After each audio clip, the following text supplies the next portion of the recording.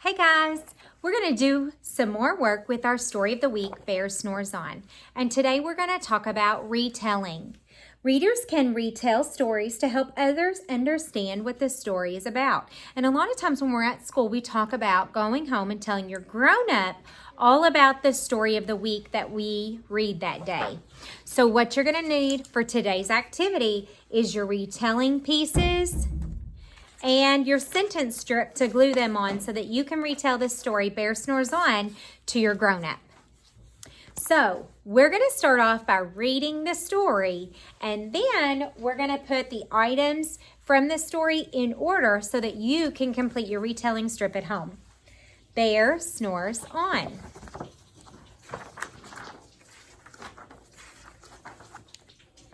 In a cave in the woods in his deep, dark lair, through the long, cold winter sleeps a great brown bear.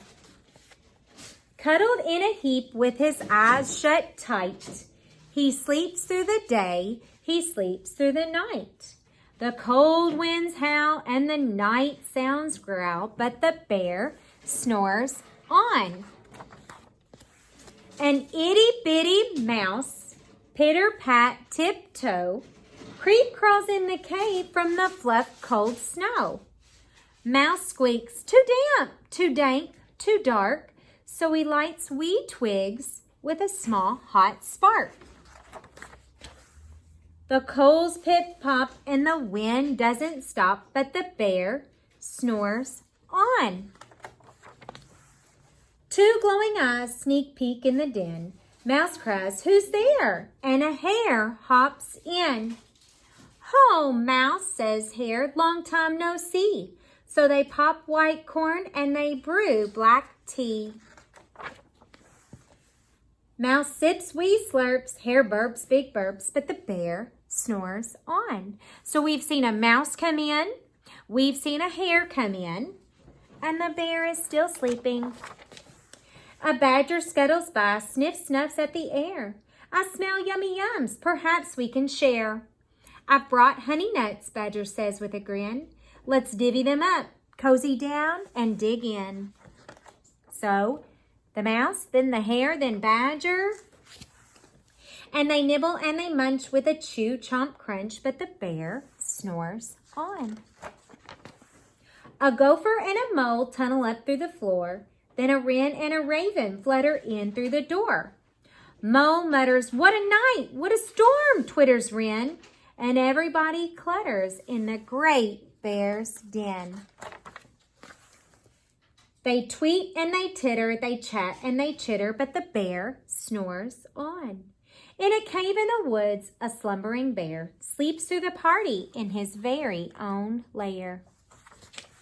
Hare stokes the fire, mouse seasons stew, then a small pepper fleck makes the bear chew. He blows and he sneezes and the whole crowd freezes. And the bear wakes up. Bear gnarls and he snarls. Bear roars and he rumbles. Bear jumps and he stomps. Bear growls and he grumbles. "You've snuck in my lair and you've all had fun.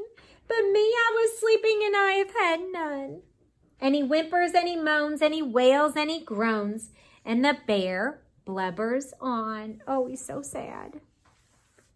Mouse squeaks, "Don't fret, don't fuss. Look, see, we can pop more corn. We can brew more tea."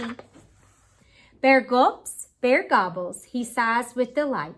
Then he spins tall tales through the blustery night. When the sun peeks up on a crisp, clear dawn, Bear can't sleep, but his friends snore on.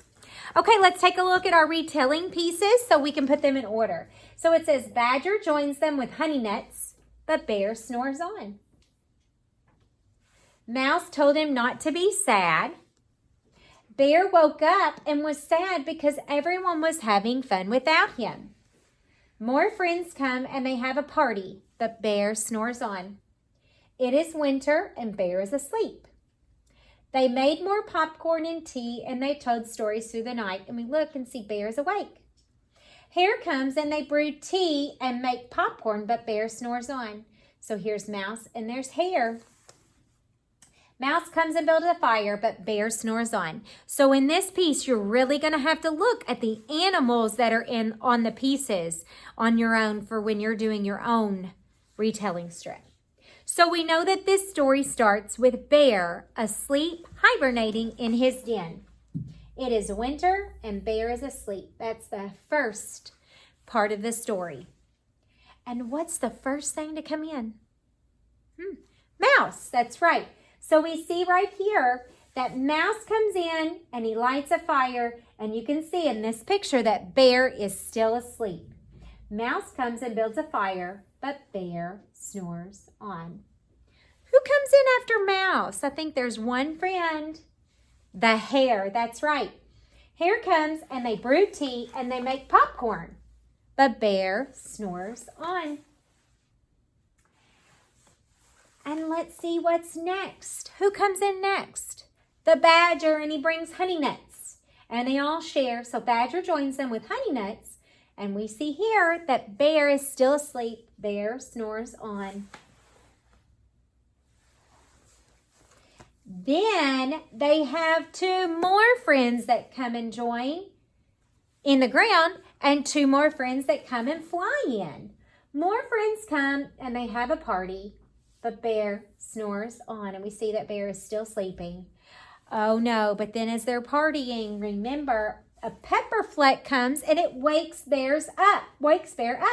Bear woke up and he was sad because everyone was having fun without him. So we see that his eyes are open and he has a frown because he's sad.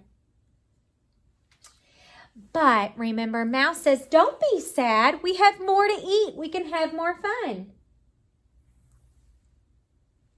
And lastly, they made more popcorn and tea, and they told stories through the night.